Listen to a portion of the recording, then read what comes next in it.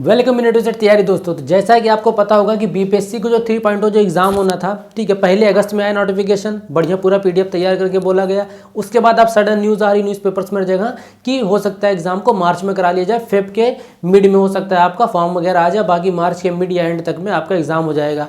ठीक है, अब देखो ये चीज़ से अब इसके नेगेटिव इफेक्ट तो है ही बच्चों पर, क्योंकि एक होता है कि आपने अपना एक माइंड मेकअप कर लिया कि हमको ये एग्जाम इस टाइम देना है, तो उस हिसाब से आप तैयारी कर रहे हो। इसी में कुछ लोग होंगे जो टीजीटी का भी तैयारी कर रहे होंगे, जो DSSB के लिए भी कर रहे होंगे। अब एक चीज़ आपके लिए और आ गई, ठीक है, फिर होता क्या है कि आदमी हौच पौच होकर फिर कहीं का नहीं रह जाता है। ठीक है, तो लेकिन यहाँ पर अब क्या है, ये हमारा जो दुर्भाग्य जो भी है, ठीक है, आपको यहाँ पर इन चीज़ों को जो थोड़ी थोड़ी चीज़ें जो डाउट में रहती हैं बच्चों के, वो चीज़ यहाँ पर हम क्लियर कर देते हैं। ठीक है, अब इससे सबसे पहले बात तो यहाँ पर हम समझेंगे कि हमारा एग्जाम मार्च में होगा, इस चीज़ को मानते हुए चलते हैं। अगर मान लो कुछ भी हो गया, अप्रैल में चला गया, मई में चला गया, कहीं भी, ठीक है, तो भी आपका लॉस नहीं होगा अगर आप पढ़ना स्टार्ट करोगे। अगर आप इस गुमान में रहे कि हो सकता है फेक न्यूज़ हो या ना हो ऐसा, या हो सकता है बाद में आयोग सही कर दे कि नहीं चलो अगस्त में होगा, अगर इन सब से अपने दिल को तसल्ली आप दोगे तो अगर मार्च में एग्जाम हो गया तो आपको बहुत बड़ा लॉस हो जाएगा। ठीक है, और जिन बच्चों का ये डाउट है कि सर हमने भी स्टेट का एग्ज़ाम देना है या सीटेट का जिन्होंने दिया है जनवरी वाला, क्या वो एलिजिबल होंगे कि नहीं होंगे, देखो भैया नॉर्मल सी बात है, अगर एग्ज़ाम आपका मार्च में हो जाएगा तो अभी तक का जो सिनेरियो रहा उस हिसाब से मुझे नहीं लग रहा कि ये पॉसिबल होगा कि रिजल्ट ये पहले दे दें। ठीक है, ये चीज़ कह सकते हैं कि हाँ जो अपेयरिंग वाले हैं, ठीक है, अगर वो क्वालिफाइंग कर जाएंगे तो वो कर सकते हैं, वरना फिर डॉक्यूमेंट वेरिफिकेशन के टाइम उनको हटा दिया जाएगा, या फिर जब उनका डॉक्यूमेंट वेरीफाई करेंगे तो उस टाइम पर उनके पास इन सब का रिजल्ट होना चाहिए उनके हाथ में, तभी मान्य होगा, वरना नहीं होगा। ठीक है, और ये चीज़ें एक अजम्पशन के बेस पर है, तो मैं तो बस यही कहूँगा कि अगर मान लीजिए ये चीज़ अभी कंफर्म नहीं हो रही है, ठीक है, तो आप ये कंफर्म मत मान के चलो कि हम ये पेपर नहीं दे सकते हैं। आप तैयारी करो, क्योंकि आप टीचिंग एग्जाम्स के लिए पढ़ रहे हो। ठीक है, आप सिर्फ बिहार टीचर के लिए नहीं पढ़ रहे हो, आपको टीचिंग एग्जाम देना है, जनरल पेपर, सब्जेक्ट पेपर, सब कुछ हर जगह आप सेम आता है। ठीक है, यूपी वाला भी कुछ ना कुछ दिन बाद हो सकता है वैसे ही हो जाएगा, जो कि सुनने में है कि सुपर टेट या फिर यूपी टेट, वो सुपर टेट का हो सकता है हो जाए उस तरीके से कि पहले जनरल लेंगे फिर मेन सब्जेक्ट लेंगे, जैसे KVS, DSSB या बिहार वाले ले रहे हैं। ठीक है, तो अब इस चीज़ को आप समझो यहाँ पर, तो अब इसके डाउट में मत फंसे रहो, जब तक एकदम क्लियरली नोटिफिकेशन में नहीं आ जाएगा, एक PDF ऑफिशियल आपको नहीं मिल जाएगी, तब तक इस चीज़ को आप कोई 10 बार बोल दे कि 90% चांस है, चांस कुछ नहीं होता है। ठीक है, होना होगा तो आपको ऑफिशियली फॉर्म से पहले बता दिया जाएगा, या फिर फॉर्म में जब आप एप्लीकेशन फॉर्म फिल करोगे तो वहाँ पर आपको ये चीज़ें क्लियर हो जाएंगी।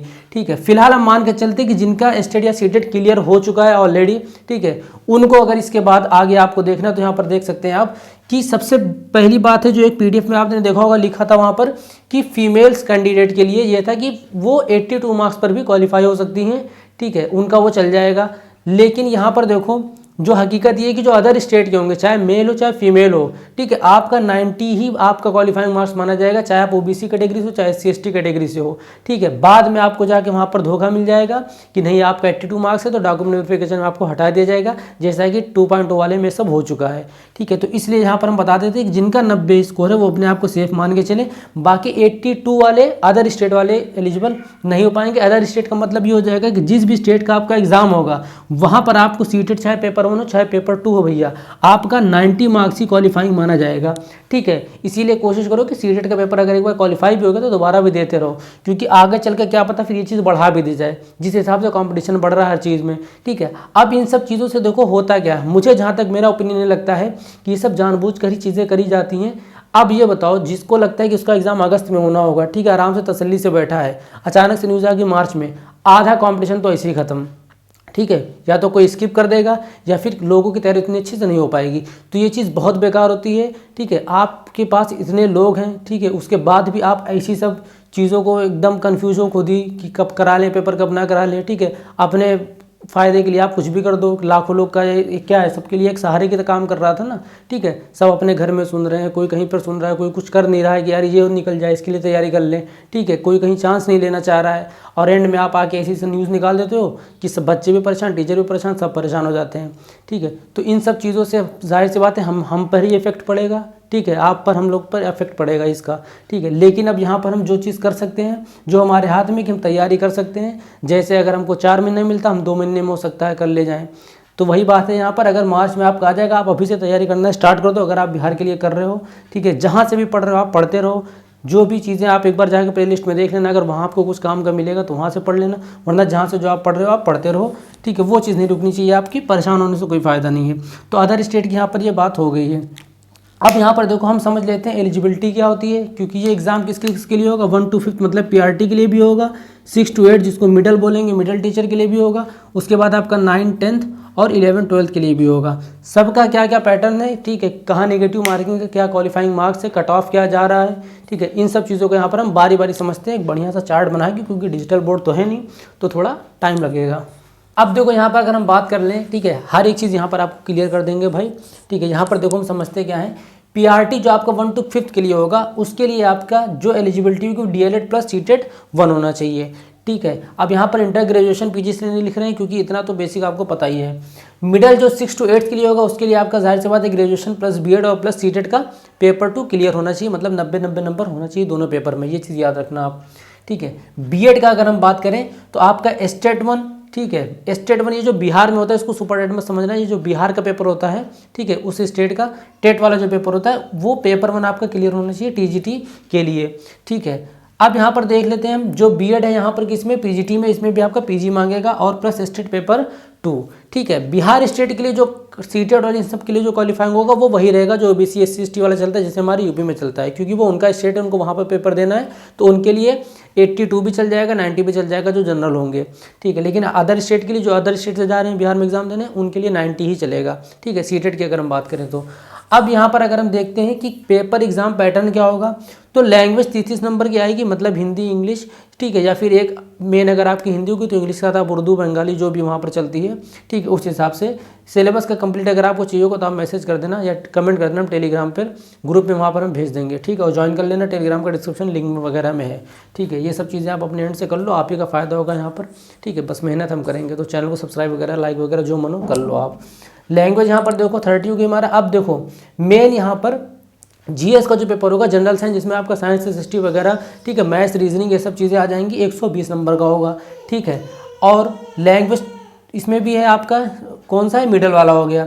जीएस इसमें 40 नंबर की आएगी, मेन आपका 80 नंबर का होगा, जो 80 नंबर का होगा मेन, मतलब जैसे आपने सीटेट पेपर 2 में एसएसटी का दिया होगा या किसी ने साइंस और मैथ का दिया होगा, ठीक है। या फिर ये भी हो सकता है कि यहाँ पर जो आप मेन हो, इसमें भी समझा देते हैं 1 मिनट, ठीक है। यहाँ पर सिर्फ अगर हम समझ ले तो जीएस आपका 40 हो गया, मेन 80 हो गया, ठीक है। अगर आप एसएसटी बैकग्राउंड से आपने सीटेट किया था तो आपको एसएसटी वाला देना होगा, वरना मैथ साइंस वाला देना होगा। अब यहाँ पर हम बात करते हैं टीजीटी की बात करते हैं, तो इसमें भी स्टेट 1 हो गया। एग्जाम की अगर हम बात करें तो लैंग्वेज 30 मार्क्स की इसमें भी आएगी, लैंग्वेज सब में क्वालिफाइंग होगी, ठीक है। जीएस जो होना होगा आपका, मतलब जो मेरिट बनेगी वो आपकी जीएस और मेन सब्जेक्ट को लेकर बनेगी, ठीक है। तो मतलब मेहनत आपको इन दोनों में करना होगा ज़्यादा। यहाँ पर देखो 40 क्वेश्चंस आएंगे जीएस के और मेन 80, मतलब हुई जो आपका सब्जेक्ट होगा। जैसे कि अब आप अगर हिस्ट्री या हिंदी या कोई लैंग्वेज सब्जेक्ट भी हो सकता है, हिंदी इंग्लिश लैंग्वेज भी, अगर आप लैंग्वेज के टीचर बनना चाहते हो 9 to 10th, ठीक है, हिंदी या इंग्लिश, तो उसका आपका 80 क्वेश्चन उसके आएंगे, ठीक है। अब उसमें कुछ पेडागोजी मिक्स होंगे और कुछ मेन कंटेंट जो आपके सब्जेक्ट से होंगे वो आ जाएंगे, ठीक है। ऐसे आप मैथ्स के करोगे तो मैथ्स के आएंगे क्वेश्चन, साइंस का करोगे साइंस आएंगे, एसएसटी वगैरह के करोगे तो उसके आ जाएंगे यहाँ पर, ठीक है। अब ऐसे हम पीजीटी की बात करें तो उसमें भी सेम रहेगा, लैंग्वेज 30, 40 जीएस और मेन 80, ठीक है। मतलब क्या हो जाएगा ये कि बस आपका लेवल थोड़ा बढ़ जाएगा और स्टेट का पेपर 2 यहाँ पर लगेगा। अब यहाँ पर अगर हम बात करें कट ऑफ क्या जाती है, जो 2.0 के हिसाब से देखें हम, तो जनरल की 89 गई थी, ठीक है, फीमेल की भी लगभग ऐसी जाएगी। अब हिसाब से अगर हम मान के चलें, ठीक है, अब थोड़ा बहुत तो कॉम्पिटिशन बढ़ाई होगा, जिनका नहीं पेपर था वो भी देंगे, जो नए लोग हैं वो भी देंगे, तो मान के चलिए आप 90, 92 इस हिसाब से जाएगी, ठीक है। अब यहाँ पर देखो अगर आप मिडिल वाले की बात करो तो जिसमें मेल का 85 गया था और फीमेल का 76 गया था, जनरल की कट ऑफ यहाँ पर हम बता रहे हैं, ठीक है। तो अब आप मान के चलो 88 या 89 इस हिसाब से कट ऑफ, मतलब 5-6 नंबर या 4 नंबर तो बढ़ेगी, ठीक है। इस हिसाब से इसमें भी इसी कट ऑफ गई थी। अब ये जो हमारा हो गया, एक आपको प्रॉपर चीज़ पता चल गई है, ठीक है। जितने भी डाउट होंगे आपकी उम्मीद है कि क्लियर हो गए होंगे। अब आप जिस भी एग्जाम को देना चाहते हो आप उसकी आराम से तैयारी करना स्टार्ट करो, ठीक है। ऑफिशियल अगर आपको सिलेबस चाहिए तो एक बार वेबसाइट पे देख लेना, वरना आप कहीं पर भी क्रोम पे भी सर्च कर लोगे तो पूरा एक टॉपिक वाइज पूरा सिलेबस आ जाएगा। फिर भी अगर आपको चाहिए होगा तो कमेंट कर देना और टेलीग्राम ग्रुप पर ज्वाइन कर लेना, वहाँ पर आप आस्क कर लेना, मैं आपको सिलेबस PDF प्रोवाइड करवा दूँगा, ठीक है। क्योंकि हर चीज़ें यहाँ पर बताना पॉसिबल नहीं, को वीडियो भी लंबा होता चला जाएगा। तो उम्मीद है कि आप इन सब चीज़ों से अभी उभर जाओगे, ठीक है, इस चीज़ को इतना मत दिल पे लो, दिमाग में मत लो। आप मेहनत की तैयारी करो, आपको नौकरी से मतलब, अब चाहे मार्च में पेपर चाहे अगस्त में पेपर हो, ठीक है। 10 वीडियो देख के टाइम नहीं बर्बाद करना है। उम्मीद है इतना आपको यहाँ पर कंप्लीट नॉलेज हो गई होगी, या एक दिन पूरा ले लो, हर जगह से आप पढ़ लो, फिर अगले दिन इन सब चीज़ों पर बिल्कुल मत ध्यान दो, ठीक है। सेम मैंने यूपीटेड सुपरटेड के लिए भी यही चीज़ बोली थी कि 10 जगह मत ध्यान दो आप, जो होना होगा वो होगा, ठीक है। जो भी न्यूज़ आ रही है मान लोगे तो भी तुम्हारा फ़ायदा, ठीक है, क्योंकि तुम्हें पढ़ना है तो तुम और ज़ोरों शोरों से तैयारी करना स्टार्ट कर दोगे। तो चलो फिर जो भी आपको थोड़ा बहुत अगर पढ़ना होगा तो एक बार मैं प्लेलिस्ट में जाके देख लेना, वहाँ पर सीटेट और प्लस अब यूपीटेट या स्टेट का आएगा, सुपरटेट का आएगा, तो उसकी भी तैयारी करवाएंगे। और अभी डी प्लस भी रीजनिंग वगैरह पढ़ा रहे हैं। मैथ्स वैसे अगर आपको शॉर्ट ये सब जानना होना सब जाके शॉर्ट में चेक कर लो, ठीक है। किसी भी चैनल पे जाओ पूरा एकदम पोस्टमार्टम कर डालो उसका, उसके बाद पसंद आएगा तो सब्सक्राइब करना। चलो मिलते हैं नेक्स्ट वीडियो में, तब तक थोड़ा बहुत अपना सपोर्ट दिखाओ। Bye bye.